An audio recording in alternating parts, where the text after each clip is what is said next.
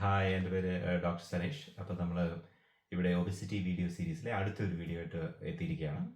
ഇന്ന് നമ്മൾ പ്രധാനമായിട്ടും സംസാരിക്കാൻ പോകുന്നത് നമ്മുടെ ബോഡിയിലെ ബോഡി ഫാറ്റിനെ പറ്റിയാണ്, അതായത് ബെല്ലി ഫാറ്റിനെ പറ്റിയാണ്.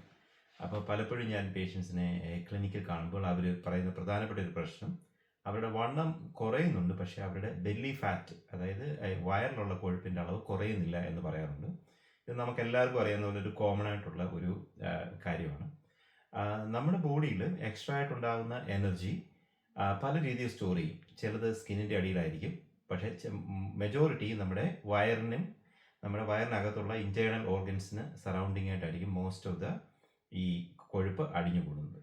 അപ്പോൾ ഈ രണ്ട് കൊഴുപ്പും തമ്മിൽ വളരെയധികം വ്യത്യാസമുണ്ട്. നമ്മൾ വയറിന് ചുറ്റുമുള്ള കൊഴുപ്പിന് കുറച്ചധികം അപകടകരമായ കൊഴുപ്പെന്നാണ് അറിയപ്പെടുന്നത്. അത് എന്താണ് അതിൻ്റെ കാര്യമെന്ന് നമുക്ക് നോക്കാം. ഇതിനുള്ള പ്രധാന കാരണം ഈ വയറിന് ചുറ്റുമുള്ള കൊഴുപ്പ് അത് സ്കിന്നിൻ്റെ അടി മാത്രമല്ല, അത് പക്ഷേ നമ്മുടെ ഇൻറ്റേർണൽ ഓർഗൻസിൻ്റെ കുടലിനും നമ്മുടെ ലിവറിനും ഒക്കെ ചുറ്റും അടിഞ്ഞു കൂടുകയും ചെയ്യും. അതിൽ നിന്ന് തന്നെ ഈ നേരിട്ട് ലിവറിലേക്ക് പോകാനുള്ള ഒരു ചാൻസും ഉണ്ട്. അപ്പോൾ പോർട്ടൽ സർക്കുലേഷൻ കൂടെ ഇത് നമ്മുടെ ലിവറിലേക്ക് പോകാനും ചാൻസ് ഉണ്ട്.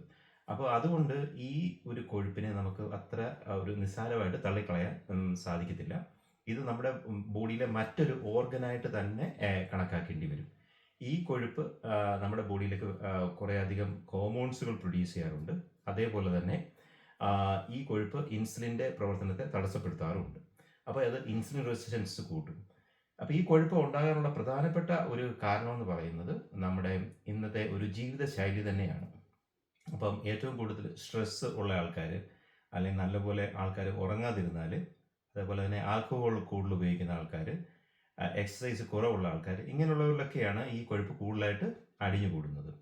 അപ്പോൾ ഈ കൊഴുപ്പിനെ നമ്മൾ എങ്ങനെ ഉണ്ടാകുന്നത് നോക്കിക്കഴിഞ്ഞാൽ, നമ്മുടെ ഒരു കേരളത്തിലെ ഒരു ഡയറ്റ് വെച്ച് നോക്കിക്കഴിഞ്ഞാൽ രാവിലെ തൊട്ട് തന്നെ നമ്മൾ റിഫൈൻഡ് ആയിട്ടുള്ള ഷുഗർ, അതായത് എക്സസ് ആയിട്ടുള്ള പഞ്ചസാര അടങ്ങിയ ആഹാരമാണ് നമ്മൾ കൂടുതൽ കഴിക്കുന്നത്. നമ്മുടെ അതേപോലെ തന്നെ ഡയറ്റ് ഒരു റൈസ് അഥവാ അരി, ചോറ് ബേസ് ആയിട്ടുള്ള ഒരു ഡയറ്റാണ് നമ്മൾ കൂടുതൽ യൂസ് ചെയ്യുന്നത്. നമ്മുടെ ആൾക്കാർ, ഭൂരിഭാഗം ആൾക്കാരും അറ്റ്ലീസ്റ്റ് 2 നേരം അല്ലെങ്കിൽ ചിലപ്പോൾ 3 നേരം വരെ ചോറ് കഴിക്കാറുണ്ട്. ഈ ചോറ് ഒരു അപകടകരമായ ആഹാരമല്ല, അത് ഒരു നിയന്ത്രിതമായ അളവിൽ കഴിച്ചു കഴിഞ്ഞാൽ. പക്ഷെ നമ്മുടെ ആൾക്കാർ അത് വളരെ അധികം കഴിക്കുന്നതുകൊണ്ടുണ്ടാകുന്ന പ്രശ്നങ്ങളാണ്. അപ്പോൾ രാവിലെ തന്നെ നമുക്ക് നോക്കിക്കഴിഞ്ഞാൽ ഒരു ചായ കുടിക്കുന്നു, അതിൻ്റെ കൂടെ എന്തെങ്കിലും സ്നാക്സ്, അതെല്ലാം തന്നെ ഷുഗറാണ്. പിന്നെ ഉച്ചയ്ക്കും വൈകുന്നേരവും നമ്മൾ ചോറ് കഴിക്കുന്നു, വൈകിട്ട് ചിലപ്പോൾ ഒരു ചായയും അതിൻ്റെ കൂടെ എന്തെങ്കിലും മധുരമുള്ള സാധനം. അപ്പോൾ ഈ ഒരു ഡയറ്റ് പരമ്പരാഗതമായിട്ട് നമുക്കുണ്ടായിട്ടുള്ളത്, നമ്മുടെ ആൾക്കാർ പണ്ട് കാലത്ത് അമിതമായിട്ട് പുറത്തിറങ്ങി ജോലി ചെയ്യുകയും അങ്ങനെയൊക്കെയുള്ള മാനുവൽ ലേബർ ഇഷ്ടംപോലെ ചെയ്യുന്ന ഒരു സമയത്തായിരുന്നു. പക്ഷേ ഇന്നത്തെ ഒരു ജീവിതശൈലി മാറിയ അവസരത്തിൽ നമ്മൾ ഒരു പഴയ ഡയറ്റാണ് നമ്മളിപ്പോഴും ഫോളോ ചെയ്യുന്നത്. അപ്പോൾ അതുകൊണ്ടാണ് ഈ വയറ് കൂടുകയും വയറിന് ചുറ്റുമുള്ള ഫാറ്റ് അടിഞ്ഞു കൂടുകയും ചെയ്യുന്നത്.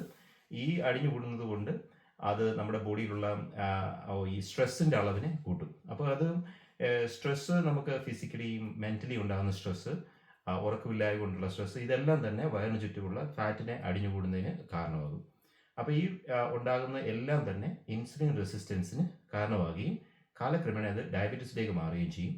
അപ്പോൾ ഇത് വീണ്ടും ബോഡിയിൽ സ്ട്രെസ് ഉണ്ടാക്കുകയും അങ്ങനെ ഈ ഒരു പ്രവർത്തനം തുടർച്ചയായിട്ട് നടന്നുകൊണ്ടിരിക്കുകയും ചെയ്യും.